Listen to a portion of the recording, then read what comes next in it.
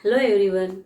In last lecture of trigonometric functions, we have seen how to find the principal solution of trigonometric equation and the examples to find the principal solutions of trigonometric equations. Now today we will see how to find the general solution of any trigonometric equation.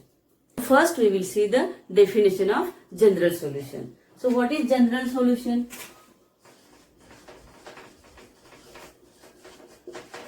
The solution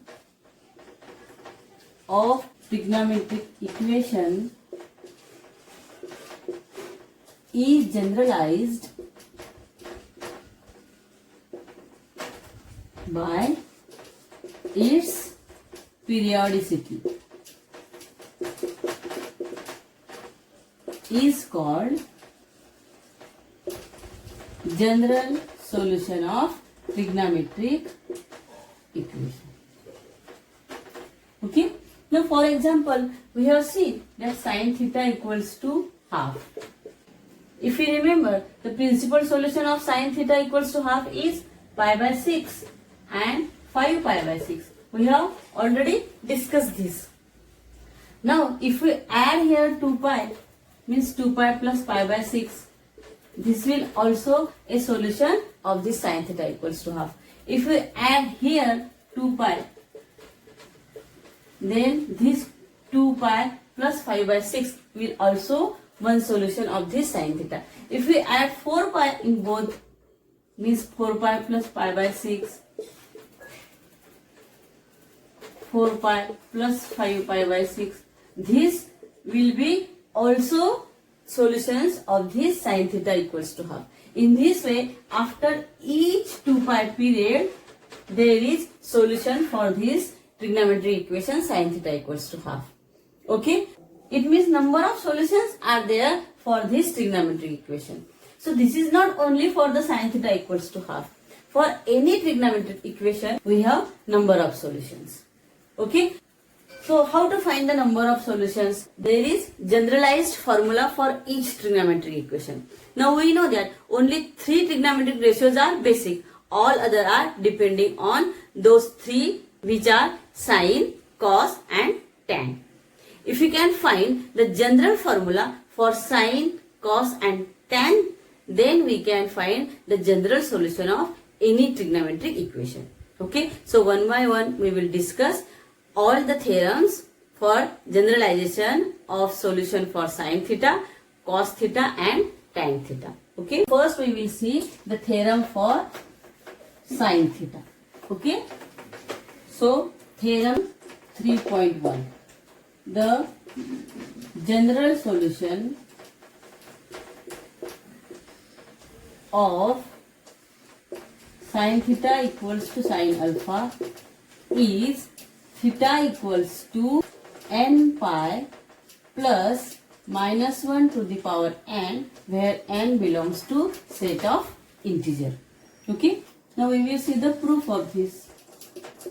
Okay, so as sine theta equals to sine alpha, so we can say that alpha is a solution. Okay, now also we know that sine alpha can be also written as sine pi minus alpha. Okay, thus what is relation we have? In total, sine theta equals to sine alpha equals to sine pi minus alpha. So first we will equate these two and then these two. Okay. So first we will take sine theta equals to sine alpha.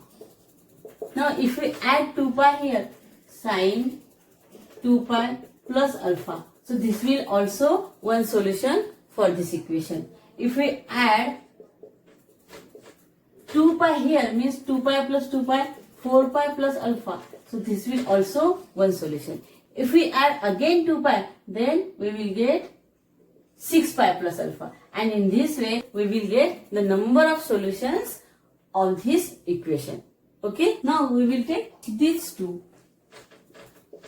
Sine theta equals to sine pi minus alpha.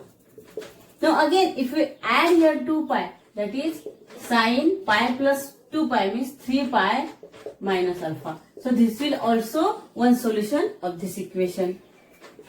If we add 2 pi here, sine 2 pi plus 3 pi means 5 pi minus alpha. So this will also one solution. In this way, here also we can get number of solutions. So what we can say in this way? Sine theta equals to sine alpha if and only if theta equals to, first we will write alpha, then pi minus alpha, then 2 pi plus alpha, here 3 pi minus alpha, then 4 pi plus alpha and 5 pi minus alpha. In this way, so on. Now if we observe one thing, then if the coefficient of pi is odd, then here negative sign, and if the coefficient of pi is even, then here positive sign. Okay, see, odd negative, even positive, odd negative, and if we write 6 pi, then it will be positive. So we can generalize this as n pi plus minus 1 to the power n into alpha, where n belongs to set of integers. Thus we can say that theta equals to n pi plus minus 1 to the power n into alpha is general solution of sine theta equals to sine alpha. Understood?